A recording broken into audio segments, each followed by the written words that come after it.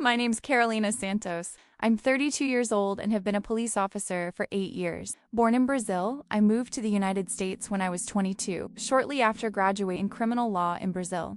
I always dreamed of a career in law enforcement, and after several years of hard work, I earned my American citizenship and joined the Los Angeles Police Force. It wasn't easy. Being a woman, an immigrant, and having an accent presented several obstacles, but my determination always prevailed. Soon, I excelled and was transferred to the department's VIP protection unit. Our job was to provide security for important figures during city events. While not the Secret Service, we were highly trained and respected, or at least I thought we were. It was a Friday when I got the call from Captain Donovan. I'd just returned from a morning run and was still breathing heavily when I answered. "Santos, I need you at the police station in an hour. We have a last-minute event." "Yes, sir," I replied automatically, already calculating how long it would take to shower and get there in the morning traffic. Upon arriving, I found the conference room already packed. My colleagues from the VIP were all there: Martinez, Thompson, O'Reilly, and Wong. I nodded to them and took my usual seat next to Martinez, who had been my partner in operations for 3 years. "It must be important," he whispered. "Donovan is tense." Captain Donovan walked in and got straight to the point. "Everyone, we have a high-profile assignment.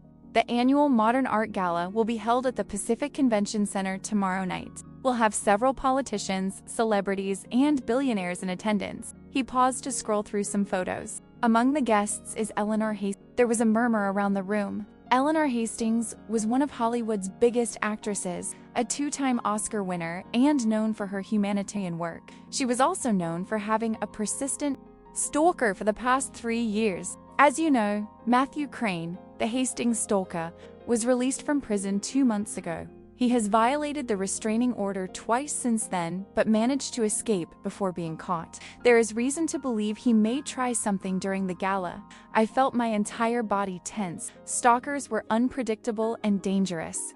I had studied cases like this extensively, including during special training with the FBI on protecting public figures from obsessive stalkers. "Santos," the captain called, pulling me out of my thoughts. "You will be responsible for Hastings's personal security during the event. Your track record of handling volatile situations and your training in facial recognition make you ideal for this job."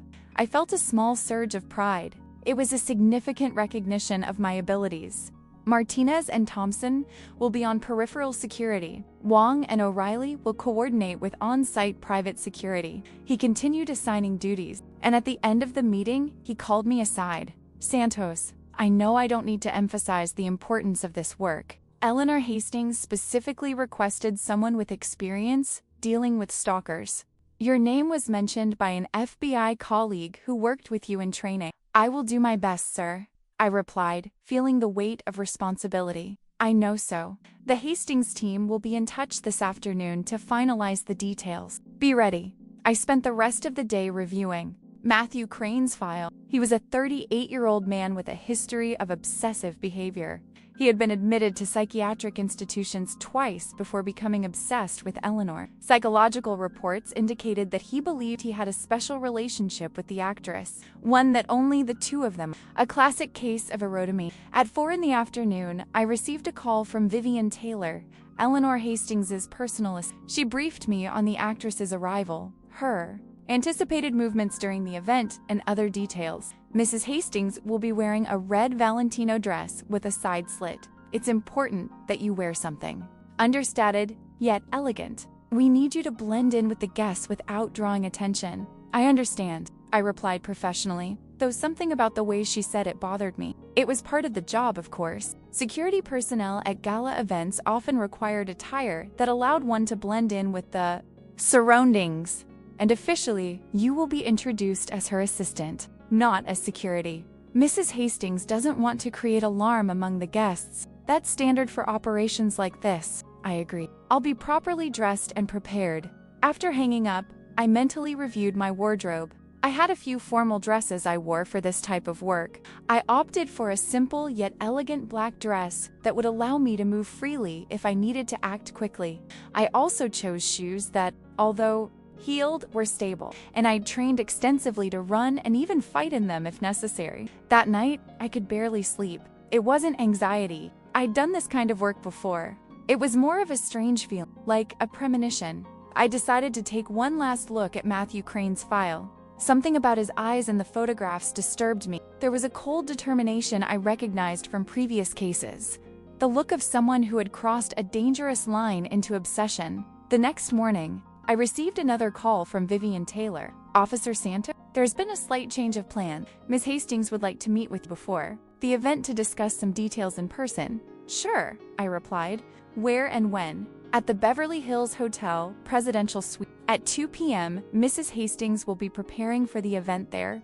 I arrived at the hotel on time. Security was already aware of my visit and escorted me to my suite. Vivian greeted me at the door with a tense smile. Officer Santos, welcome. Mrs. Hastings is finishing getting ready. Please wait here in the living room. The suite was impressive, with a panoramic view of Los Angeles. While I waited, I noticed another man sitting on one of the sofas. He was tall, muscular, with perfectly styled hair and a suit that surely cost more than my 3 months' salary. He looked at me curiously, then smiled, standing to introduce himself. Jason Blake, he said, extending his hand. Security personnel. I shook her hand, confused. Carolina Santos, Los Angeles Police Department. Oh, you're the police officer. He studied me up and down.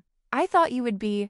would it be? I prompted when he didn't finish the sentence. Different, he finished, still studying me. Before he could respond, Eleanor Hastings entered the room. In person, she was even more impressive than on screen. Tall, elegant, and with a presence that instantly commanded the room. Officer Santos, it's a pleasure to meet you, said, extending her hand with a warm smile. I've heard wonderful things about your... The honor is mine, Mrs. Hastings, I replied, impressed by her cordiality. Please call me Eleanor. She turned to Jason. I see you've met Jason. He's my new head of personal security. I felt my stomach sink. Sorry, I think there's been a misunderstanding. I've been assigned by the police department as your personal security for tonight's event. Eleanor looked genuinely surprised and looked at Vivian, who stepped forward. There's been a slight change of plans, Vivian explained, looking uncomfortable. Jason was recently hired onto Mrs. Hastings's permanent staff. He will coordinate with, but will be primarily responsible for her personal security. I see, I replied, keeping my tone professional despite the confusion and a hint of irritation. In that case, we need to coordinate our roles and responsibilities for the event. Absolutely, Eleanor agreed. Jason, why don't you and Officer Santos discuss this while I finish preparing? As soon as Eleanor and Vivian left, Jason visibly relaxed his posture and slumped back onto the couch. Look, I'll be straight with you, he said, his tone changing completely. This is my show now. You can stay on the perimeter or wherever your department assigns you, but I'll be with Eleanor during the event. With all due respect, Mr. Blake, I was specifically assigned to this job because of the stalker threat. I have experience and specialized training in handling this type of situation. He laughed, a sound that instantly irritated me. Of course you do. Look, no offense, but Eleanor needs someone who fits into her circle. Do you know who I am? Should I assume this is someone I should know? I replied dryly. He pulled out his phone and showed me his Instagram account. He had over 2 million followers. The photos were all of him with various celebrities at expensive gyms or showing off luxury cars. I'm one of the most sought-after celebrity bodyguards in LA. I've protected everyone from rappers to the children of billionaires. He put away his phone. Not to mention I have a military background, 2 tours in Afghanistan. Impressive, I replied, keeping my voice new. But what do you know about Matthew Crane? This took him by surprise. The stalker? The basics? I have his file. You know he has a specific pattern of approach? That he's already tried to disguise himself 3 times to get close to. Eleanor? That he meticulously studies the layout of the places before he acts? Jason frowned. Look, I understand you've done your... But this is my job now. You can stay on the team, but in a support role. Just keep an eye on the incomings or something. Before he could answer, Vivian returned. Eleanor is almost ready. Did you manage to work out the details? Perfectly, Jason replied with a charming smile. Officer Santos understands her role. I took a deep breath, controlling my frustration. Ms. Taylor, I'd like to speak with my supervisor about this change of plans. We were hired specifically for this event and… Oh, don't worry, she interrupted me. We've already spoken with your captain. He understands the situation and agrees that your team will still be essential to the overall safety of the event. I felt my face heat up. Had Captain Donovan agreed to this without consulting me? Something wasn't right. I'll check with him personally, I said, taking out my phone. Of course, Vivian said with a tight smile. In the meantime, can we discuss how you'll integrate into our team tonight? I called Captain Donovan, who confirmed the change of plan. Santos, I know this is disappointing, but the client requested this change. Apparently, this Blake guy is some kind of social media celebrity and has important connections. Politicians, wealthy people, you know how it is. Sir, with all due respect, I have serious concerns about his ability to deal with a threat like Crane. He seems more concerned with his influencer status than with actual safety. Your concerns have been noted, Santos, but we will follow the client's wishes. You will still be there as part of the team. Keep your eyes open and be prepared to act if necessary. I hung up, feeling a mixture of frustration and concern. Vivian looked at me expectantly. Everything sorted? She asked. Yes, I replied dryly. What will be my specific position during the event? You will be introduced as part of Eleanor's team of assistants. We'd like you to stay close, but not so close that you appear in official photographs. Jason will be by her side at all times. I see, I replied, trying to maintain professionalism. What about access to the site plan? I need to review entry and exit route, camera positions, evacuation procedures, .. Double quotes, Jason already took care of all that. Vivian interrupted. He knows the Pacific Convention Center well. I looked at Jason, who smiled arrogantly. Don't worry, officer. I've got everything under control. You just need to look nice and look like a competent assistant. It took all my self-control not to respond in kind. Instead, I smiled politely and excused myself to make a call. I went into the hallway and called Martinez. You're not going to believe this, she said as soon as he answered.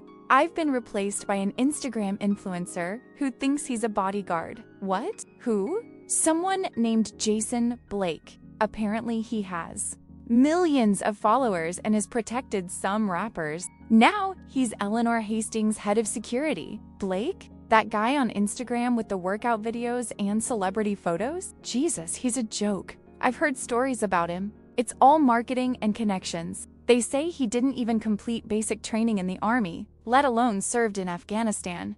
I suspected, I replied, my stomach sinking even further. But apparently the captain has already approved the change. I'm relegated to looking pretty and looking like an assistant.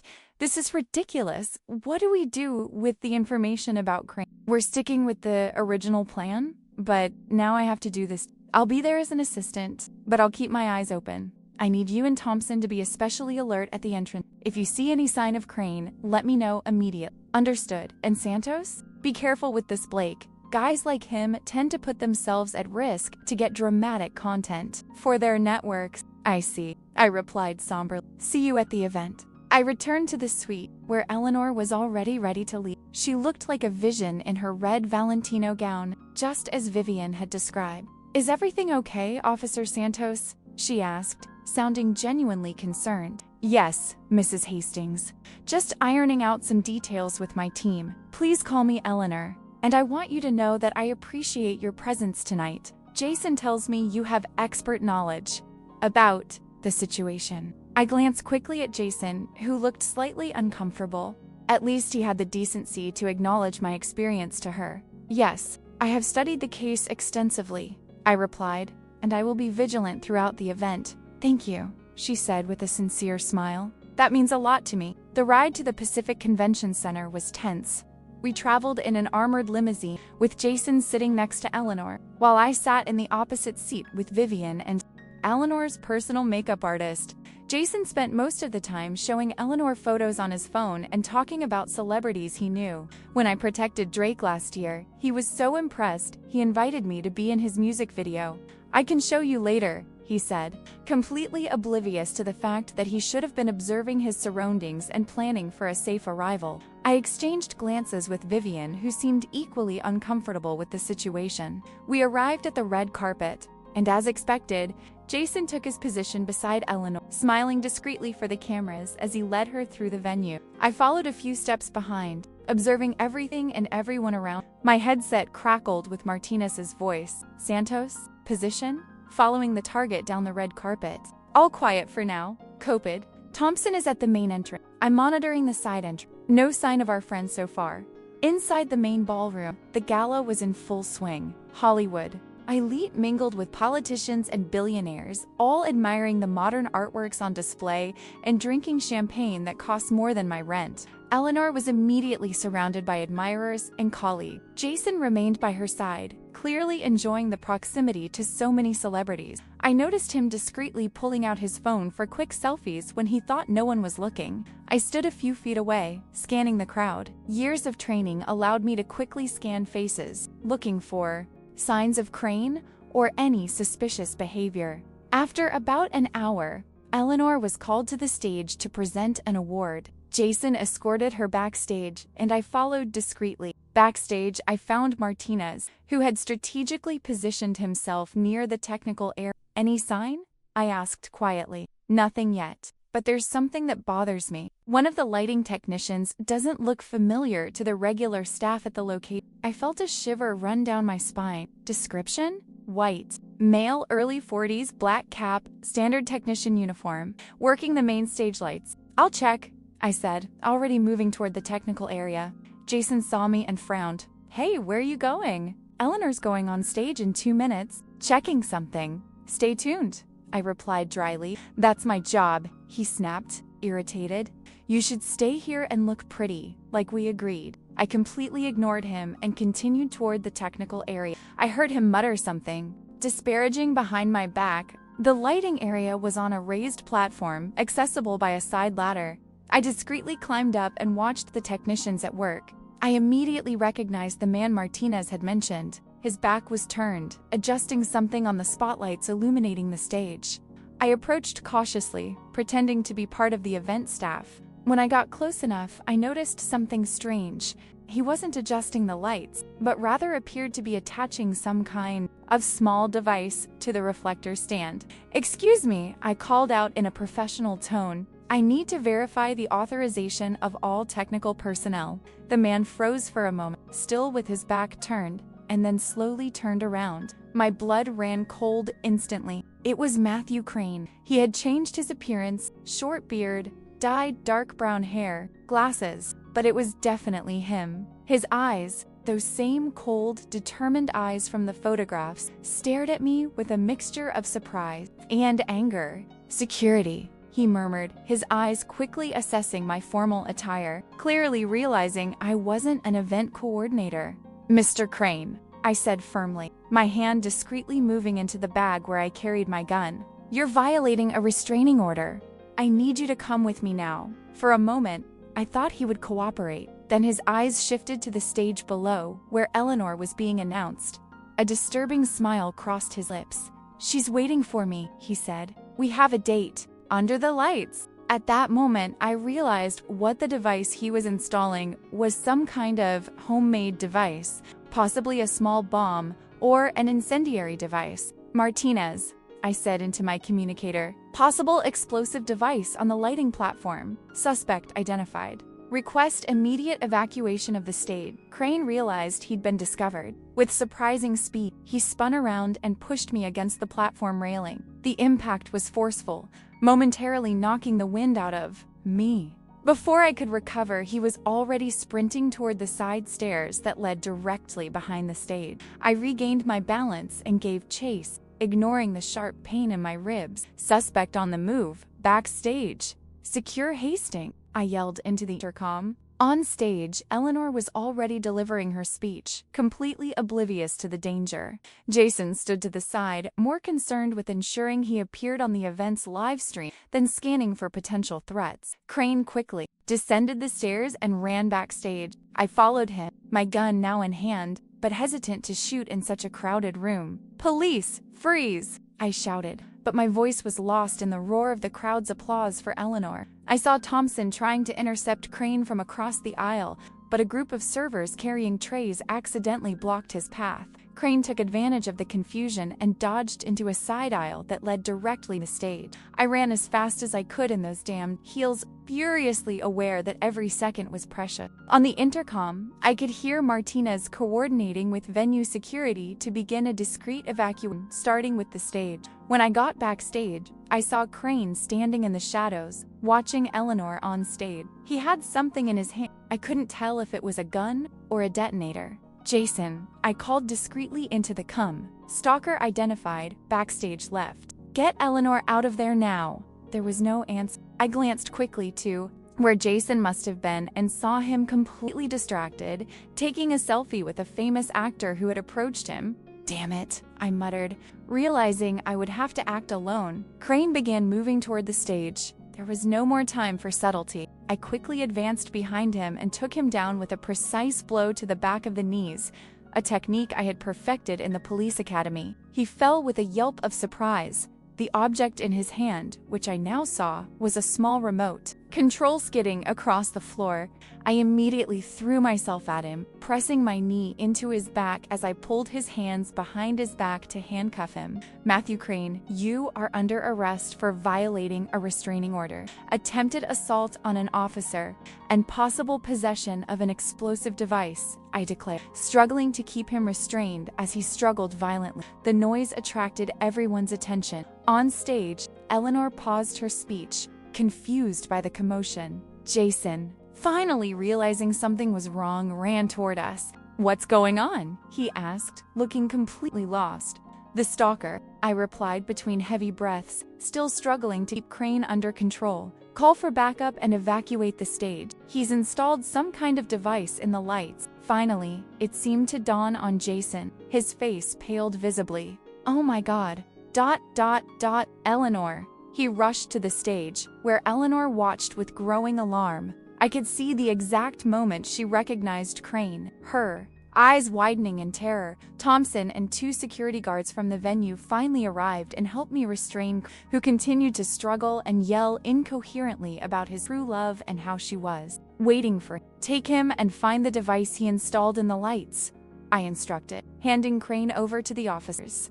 "There should be a remote control around here." One of the security guards found the small remote control that had fallen during our struggle. Crane, upon seeing the object being retrieved, began to laugh hysterically. "You're late," he said with a disturbing smile. "The light show has already started." A chill ran down my spine. I looked up at the spotlights and noticed a small red glow pulsing in one of them, directly above where Eleanor stood on the stage. "Eleanor, get out of there!" I yelled, running toward the stage. Jason had reached her, but instead of evacuating immediately, he was whispering something in her ear, probably explaining the situation. Precious seconds wasted. The device above began to emit a high-pitched sound, almost imperceptible to most, but trained as I was to detect threats, I recognized it immediately. There was no time left. I ran across the stage, ignoring the surprised looks from the audience, and launched myself at Eleanor and Jason, pushing them away just as the device exploded.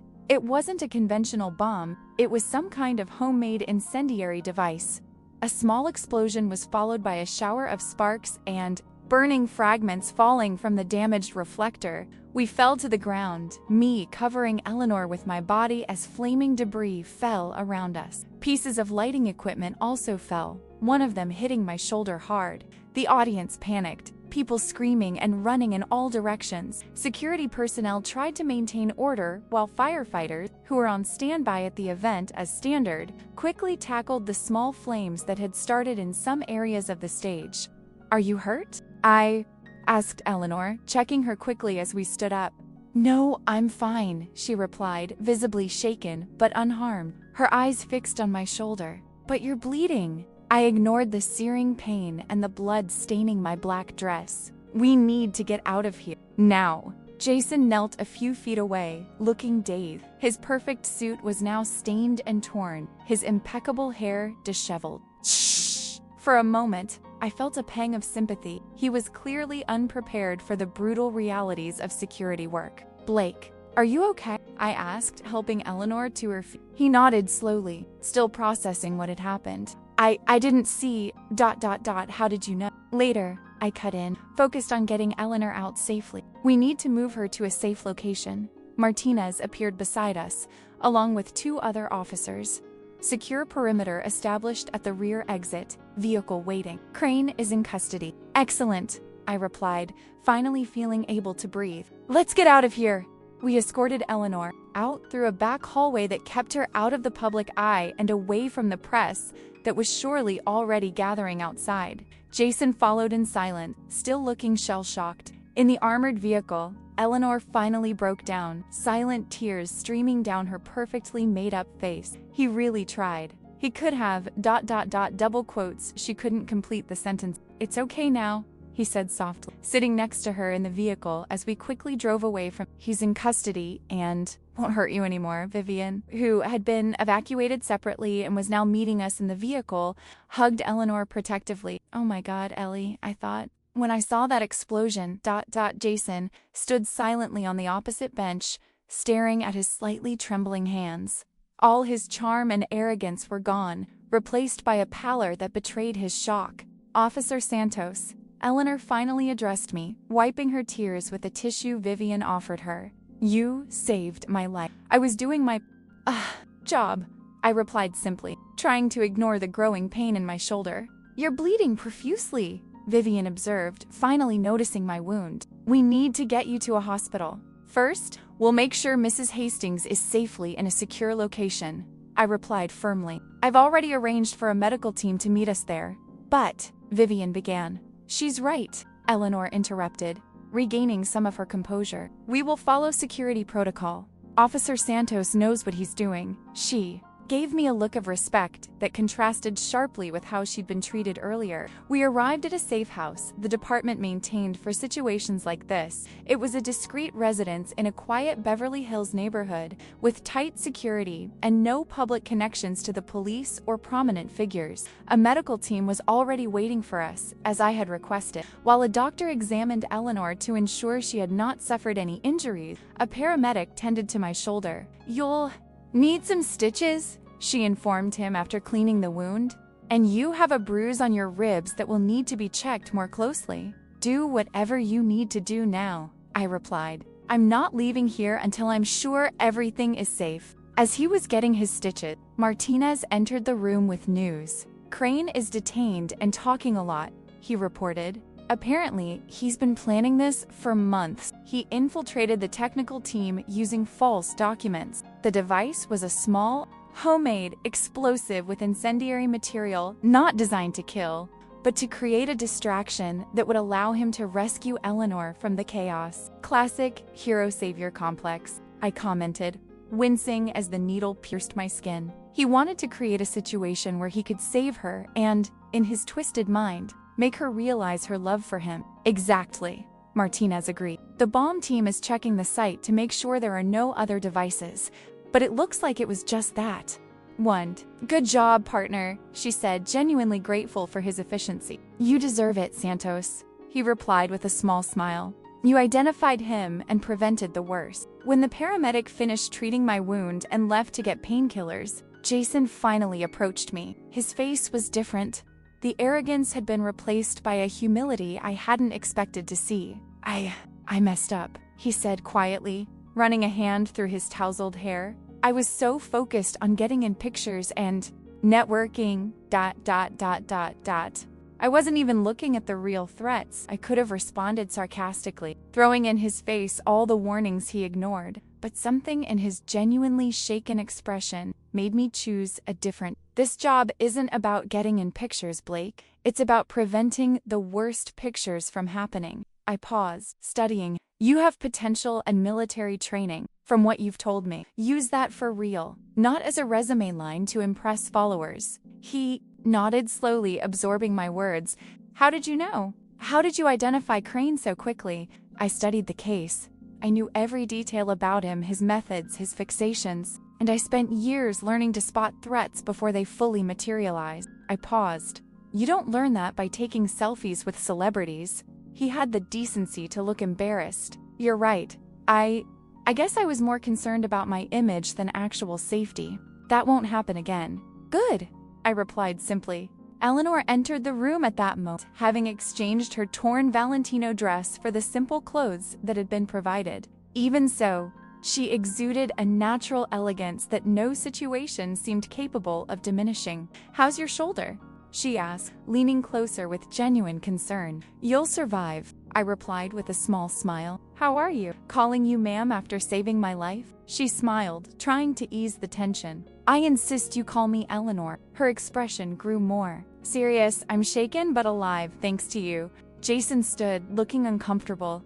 I think you two need to talk. I'll check the perimeter with the other agents." After he left, Eleanor sat down next to me, sighing deep. "I owe you an apology, Officer Santos." "Carolina," I corrected gently. "Carolina," she repeated with a smile. "I made a terrible mistake letting image override substance." Jason was ... a suggestion from my agent. He said having a bodyguard who's also an influencer would be good for my public image. She shook her. "It was foolish of me. Security shouldn't be a matter of image," I replied, "especially when there are real threats involved." "You're absolutely right." She sounded genuinely remorseful.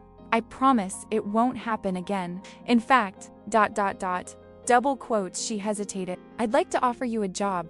That took me by surprise. "A job?" "As head of my personal security. Full-time, with a team under his command. Someone with his skills and dedication is exactly what I need. Not some influencer with muscles and smiles for the camera."